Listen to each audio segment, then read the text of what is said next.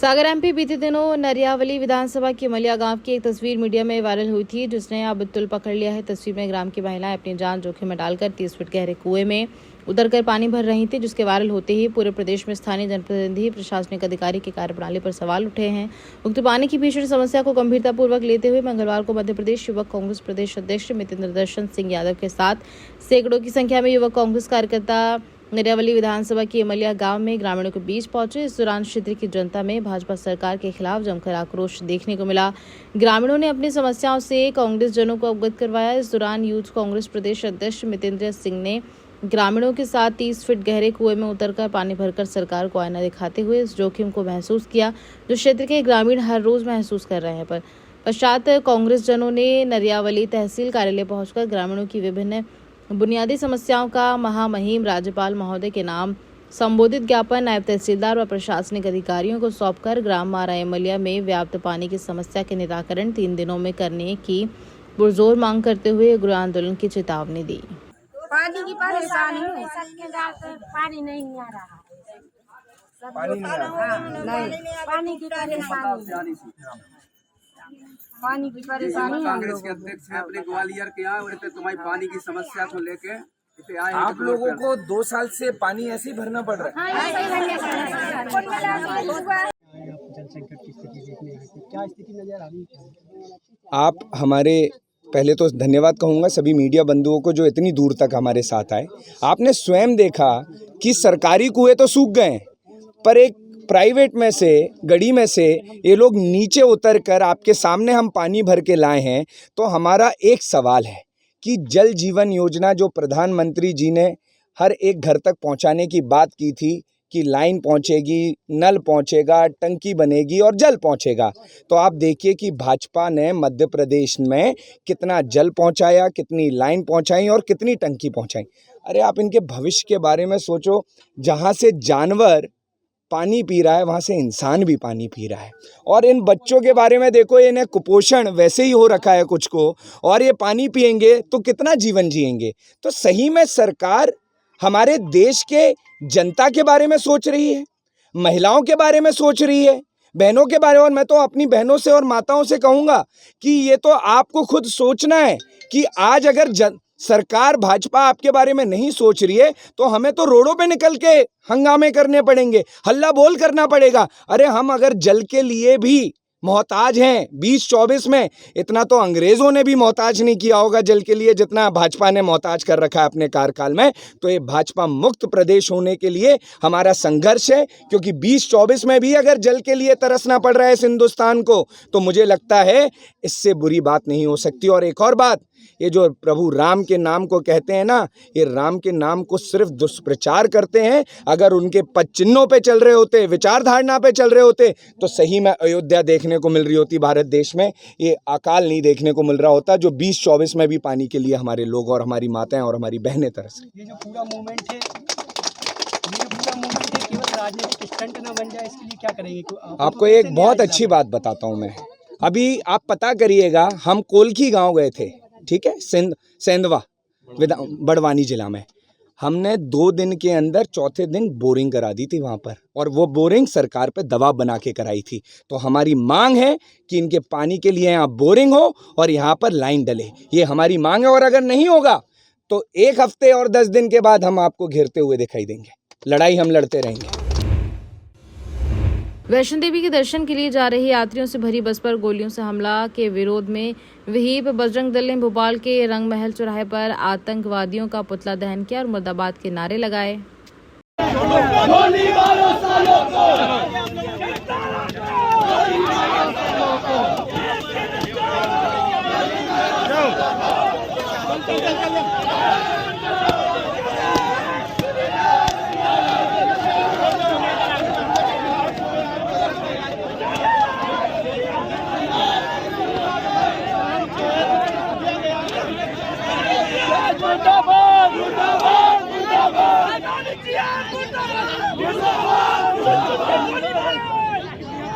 जम्मू कश्मीर में माता के दर्शन करने जाने वाले तीर्थयात्रियों पर, बाबा के दर्शन करने जाने वाले तीर्थयात्रियों पर 9 जून को शिवखोड़ी के निकट पाकिस्तान पोषित आतंकवादियों के द्वारा 9 जून को कायराना नपुंसक हरकत की गई। निहत्थे बच्चे बूढ़े जवानों पर अंधाधुंध फायरिंग करी गई और 10 लोगों की निर्मम तरीके से हत्या कर दी गई। टारगेट किलिंग की गई। हिंदू को चुन करके थर्मकर को देख करके मारा गया। जो लोग कहते हैं कि पाकिस्तान जिंदाबाद के नारे यहां भारत में लगाते, जो पाकिस्तान पोषित इस्लामिक जिहाद का समर्थन करते हैं, ऐसे लोगों को चिन्हित किया जाना चाहिए। ऐसे समय में जब केंद्र की नई सरकार का गठन हो रहा है, ऐसे समय में जब वहां से धारा 370 हटती है और वहां पूरे जम्मू कश्मीर में खुशहाली का माहौल है, वहां के वातावरण को दूषित करने के लिए, और इस देश के अंदर ऐसे लोग जो इस्लामिक जिहाद का समर्थन करते हैं, हम महामहिम राष्ट्रपति जी से ये मांग करते हैं कि ऐसे लोगों को केंद्र सरकार चिन्हित करे और उन पर कड़ी से कड़ी कार्रवाई की जाए। आज संपूर्ण देश भर के अंदर बजरंग दल का यह प्रदर्शन है। माननीय कलेक्टर महोदय के माध्यम से महामहिम राष्ट्रपति जी को बजरंग दल के माध्यम से एक ज्ञापन दिया जा रहा है और कड़ी कार्रवाई की मांग आज बजरंग दल यहाँ पर कर रहा है। सुशील सुडेले, प्रांत संयोजक, बजरंग दल। जबलपुर के सेंट्रल जेल के बाहर खड़े जेल प्रहरी के पास काफी तेज रफ्तार में आई हुई मोटरसाइकिल अचानक आकर रुकी और फिर जेल प्रहरी के साथ अभद्रता की गई। उपरोक्त घटना के बाद आनन फानन में जेल प्रशासन हरकत में आया और तत्काल ही अज्ञात वाहन चालक के खिलाफ एक आंदोलन जबलपुर पुलिस को दिया गया, जिसमें जेल अधीक्षक द्वारा उल्लेख किया गया है कि गाड़ी संख्या क्रमांक MP20 CG 1616 द्वारा तेज रफ्तार से मोटरसाइकिल लाकर अचानक जेल प्रहरी के पास रुका। जेल प्रहरी के साथ झूमा झपटी करने का प्रयास किया। जेल अधीक्षक की सूचना पर तत्काल थाना प्रभारी सिविल लाइन धीरज राज ने मोटरसाइकिल का पता निकलवाया, जिसमें जानकारी सामने आई कि उपरोक्त मोटरसाइकिल को माधोताल निवासी द्वारा पहले ही बरेला के किसी व्यक्ति को बेचा जा चुका है। बहरहाल पुलिस अब मोटरसाइकिल के असली मालिक को ढूंढने का प्रयास कर रही है।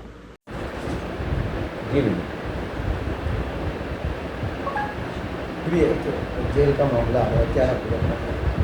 एक सेंट्रल जेल के जेल अधीक्षक महोदय द्वारा एक आवेदन दिया गया है, जिसमें एक वाहन क्रमांक है MP20 CD 1616। इस वाहन में काफ़ी तेज़ी से वाहन लाकर प्रहरी के पास में खड़ा किया और प्रहरी से अभद्रता की थी, ऐसा हमें आवेदन मिला है। उस वाहन क्रमांक की हमने जानकारी निकाली तो एक माधोताल में एक व्यक्ति है, उसके द्वारा वह वाहन बरेला में किसी व्यक्ति को, दिनेश नाम के व्यक्ति को बेच दिया गया। अभी हमारी टीम गई है और उस वाहन को लाएंगे, उनसे पूछताछ करेंगे और जेल प्रशासन के लोगों से भी अभी पूछताछ और स्टेटमेंट बाकी है। कार्रवाई जारी है। जेल की तरफ से कोई आवेदन आया? एक आवेदन आया है, उसमें इसी वाहन चालक के द्वारा अभद्रता करने के संबंध में और तेज़ी से वाहन लाकर वहाँ सेंट्रल जेल के सामने खड़ा करने और प्रहरी से अभद्रता करने के संबंध में है। अभद्रता किससे की गई? जेल प्रहरी बस दिया है, नाम दिया नहीं है। इसी संबंध में उनसे भी पूछताछ करनी, उनसे भी उनके भी स्टेटमेंट लेने हैं हमें। विश्व हिंदू परिषद मालवा प्रांत अध्यक्ष संतोष शर्मा एक दिन के प्रवास पर नागदा पहुंचे, जहां वे मीडिया से मुखतिब हुए। मीडिया के सवाल के जवाब में शर्मा बोले कि जल्द सरकार जनसंख्या नियंत्रण कानून लाने वाली है, जिससे बढ़ती जनसंख्या को नियंत्रण किया जा सके।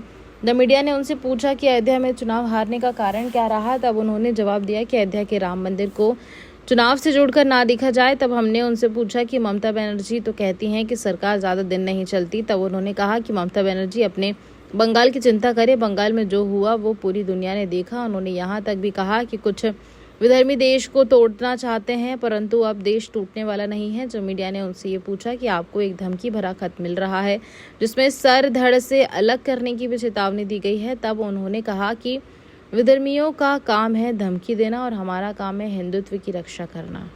नागदा आने का क्या प्रयोजन? बस मैं भगवान पशुपतिनाथ की नगरी जा रहा था मंदसौर, तो नागदा से भी मेरा प्रेम है।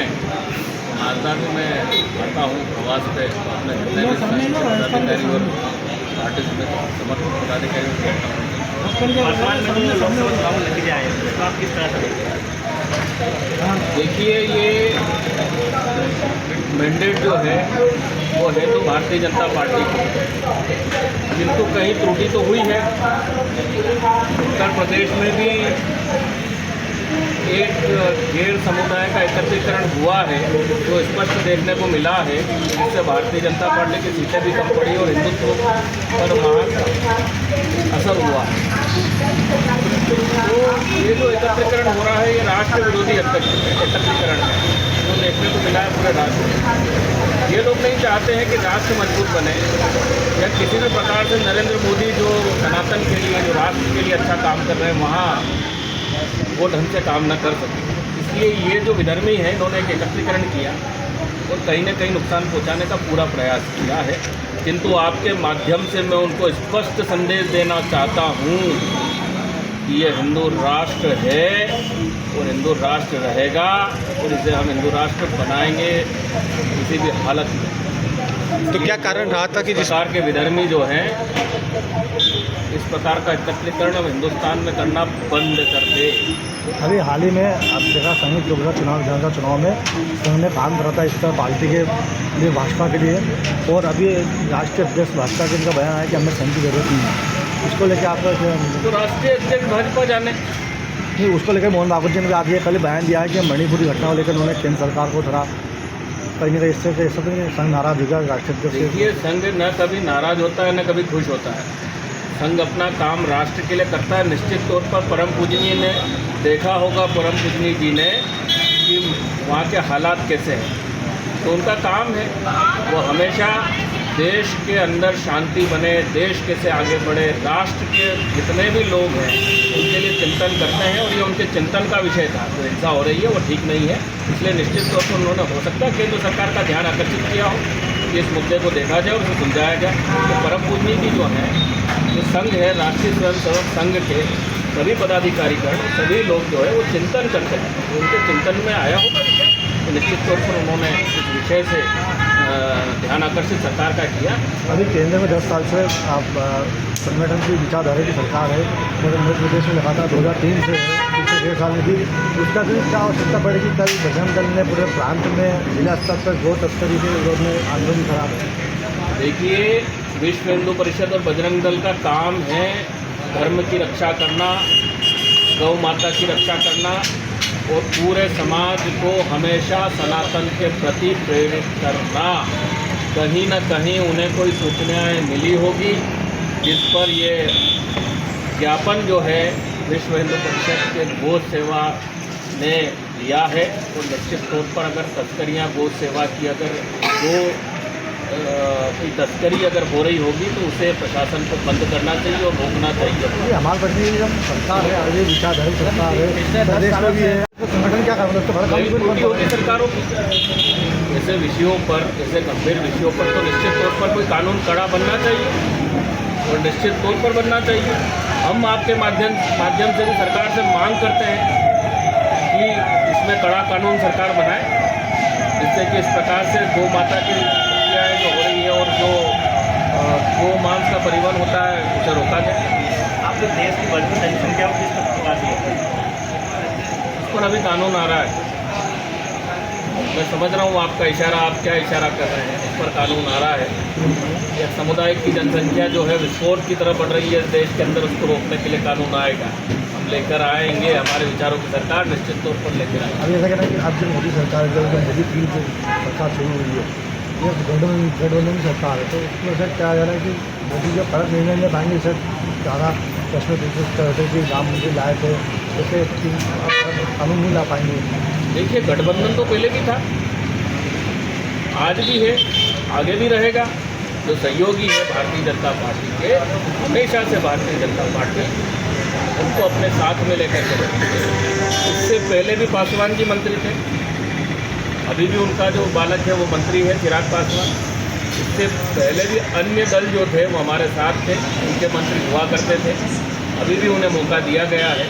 तो ये मुझे नहीं लगता कि कहीं कोई ऐसी स्थिति है।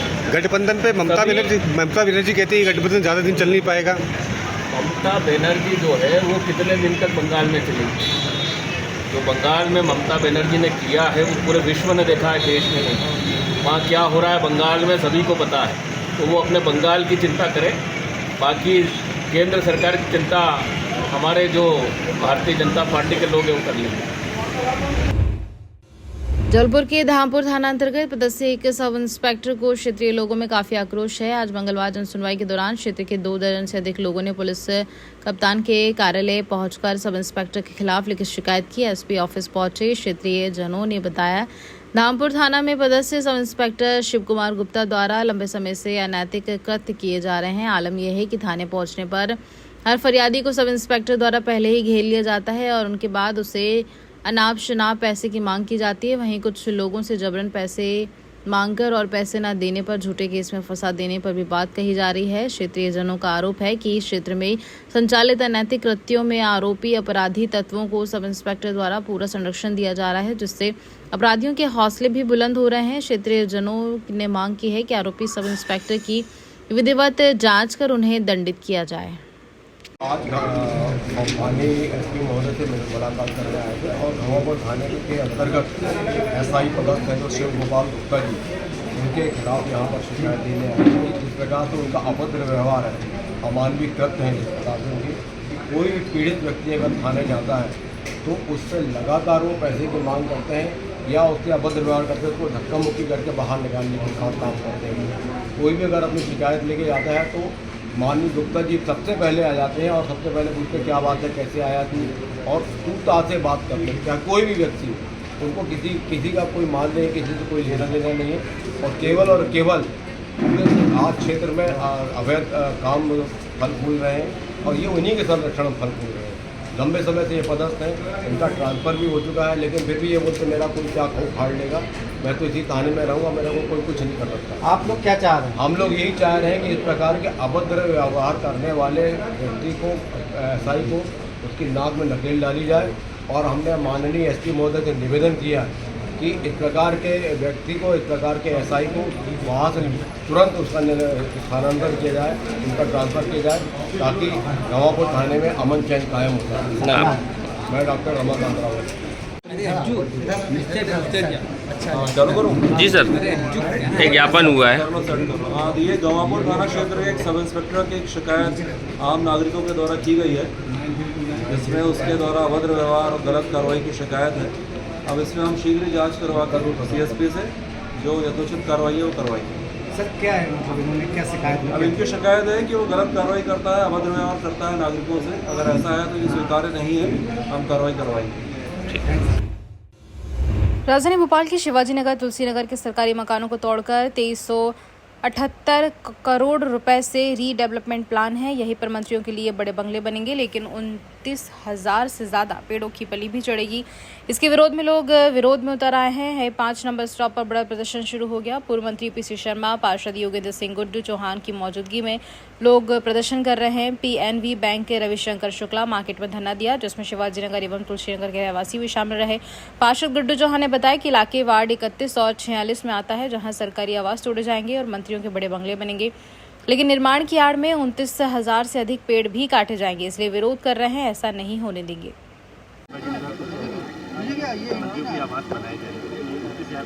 देखिए, शिवाजी नगर, तुलसी नगर ये सबसे बड़ा ग्रीन बेल्ट है भोपाल का,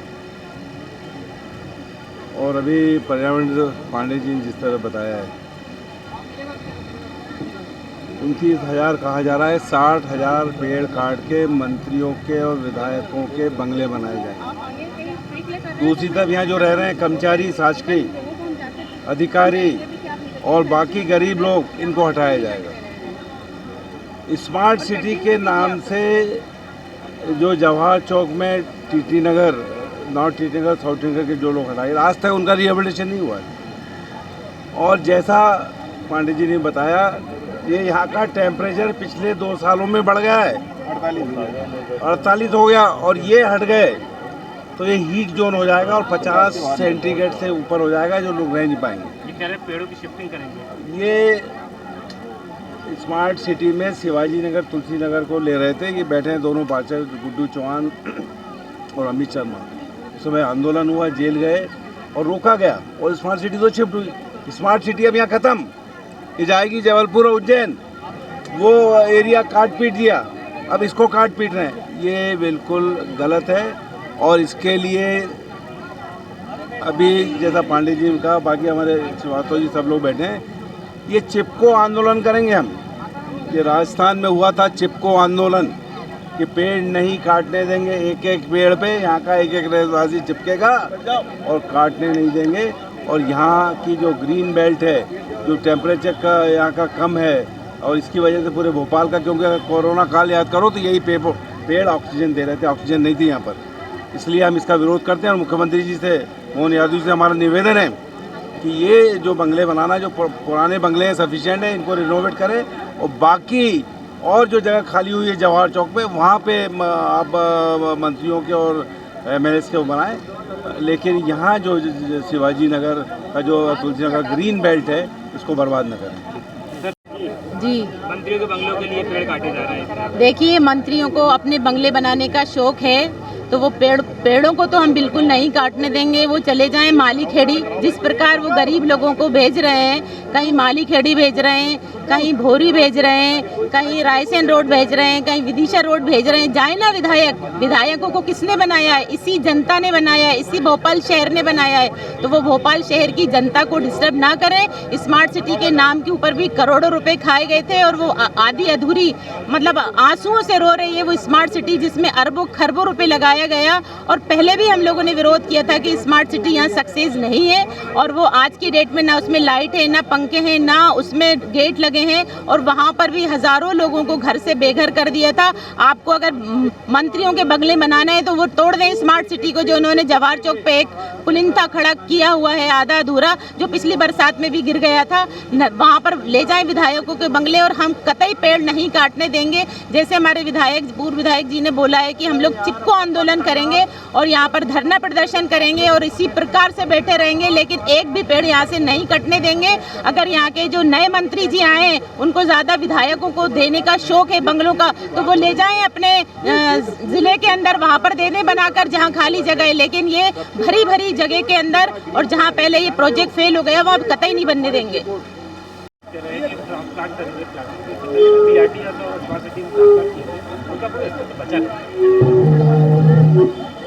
देखिए, मैं आप सबको बताना चाहता हूँ,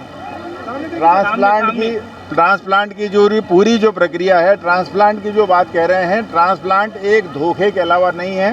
पूरे भारतवर्ष में एक भी ट्रांसप्लांट ऐसा नहीं है जो सफल हुआ है। इसीलिए इस भूल भुलैया के अंदर पेड़ों को काटना धोखा देना है, ये आम आदमी को धोखा देना है। यदि आप ट्रांसप्लांट की बात करते हैं, इसके पहले BRTS के नाम पर या मेट्रो सिटी बनाने के नाम पर या स्मार्ट सिटी नाम पर बनाने पर या गेमन इंडिया के जो कंस्ट्रक्शन थे उनके नाम पर जितने भी ट्रांसप्लांट किए गए हैं, मैं खुद उन स्थानों पर गया हूं, वहां पर छूट बचे हैं, उसके अलावा नहीं बचे हैं। ट्रांसप्लांट की पूरी ही प्रक्रिया जो है वो गलत है, वो सिद्धांतहीन है और कोई भी पौधा जो है वो कभी भी सफल नहीं हो सकता। यदि किसी पौधे की आयु 5 साल या उससे कम रहती है तो ट्रांसप्लांट बहुत आंशिक अर्थों में सफल हो सकता है, लेकिन 5 साल से जो पौधे बड़े हैं वो, ये तो क्या, इस संसार में कोई भी विधि नहीं जो ट्रांसप्लांट को सफल बनाए। ये सब तो व्हाट्सएप और फेसबुक में देखी हुई चीज़ें हैं, इसीलिए इस भूल भुलैया में ना आए। सर, कितने पेड़ काटने की उम्मीद और क्या नुकसान पड़ेगा भोपाल पर इसका? अभी तक जो अधिकृत जानकारी इनके द्वारा दी जा रही है वो कह रहे हैं कि हम 29,000 के आसपास पेड़ काटेंगे। इसमें ये बात ध्यान रखने की है कि जो पेड़ काटे जाएंगे उसमें अधिकांश पेड़ों की आयु 40 वर्ष से अधिक है। सुप्रीम कोर्ट ऑफ इंडिया ने अभी एक इन्वायरमेंट की कमेटी बनाई, 260 पेड़ काटने के लिए कमेटी बनाई थी उसके अगेंस्ट में, और उस कमेटी ने कहा कि जिन पेड़ों की आयु 50 वर्ष के आसपास होती है उन्हें हेरिटेज ट्री कहा जाता है और एक हेरिटेज ट्री की कीमत पूरे जीवन काल में 1 करोड़ होती है। ये 5,000 रुपये लेके पेड़ काटने की अनुमति देते हैं। मैं आपको बताना चाहता हूँ कि ये 29,000 पेड़ जो कह रहे हैं, यदि वही ये काट दिए जाएंगे तो मैं पूरी गंभीरता से कह रहा हूँ कि इस पूरे इलाके का, भोपाल शहर का और इस पूरे इलाके का जो टेम्परेचर है वो 2 डिग्री से अधिक बढ़ जाएगा। वर्तमान में ये टेम्परेचर जो है 48 डिग्री सेल्सियस था, यानी भोपाल पहला ऐसा कॉस्मोपॉलिटन मिलेगा जिसका तापमान 50 डिग्री से ऊपर होगा। हम इतने अभागे पहली बार साबित होंगे। यदि ऐसा हो गया तो भोपाल का ये जो इलाका है वो पहला हीट आइलैंड बनेगा, जहाँ से खुद हीट बाहर निकला करेगी और पानी में भूजल का स्तर 2 मीटर नीचे आ जाएगा। इससे ज़्यादा भयानक स्थिति नहीं हो सकती जो इलाका रहने लायक ही ना बचे। देखिए, पहले भी स्मार्ट सिटी यहाँ पर आई और पुनः इस ज़मीन पर सरकार की निगाह है। यहाँ मंत्रियों और विधायकों को बंगले बनाने की जो साजिश रची गई है और 300 एकड़ ज़मीन लेने का जो प्रयास किया जा रहा है, इसके हम लोग खिलाफ हैं। क्योंकि यहाँ पर जब मैडम निर्मला बुद्ध इस संसार में थी तब उन्होंने गिनती कराई थी 60,645 पेड़ उस 5 साल पहले थे। आज पेड़ बढ़ गए होंगे। मेरा माननीय मुख्यमंत्री जी से निवेदन है कि कृपया इस पर पुनः विचार करें। मंत्रियों को बंगले बनाने हैं तो आप स्मार्ट सिटी खाली जगह बनाइए। मेहरबानी करके जो हमारी ऑक्सीजन है, जो ऑक्सीजन के सिलेंडर हैं, उनको हटाने का या काटने का प्रयास ना करें।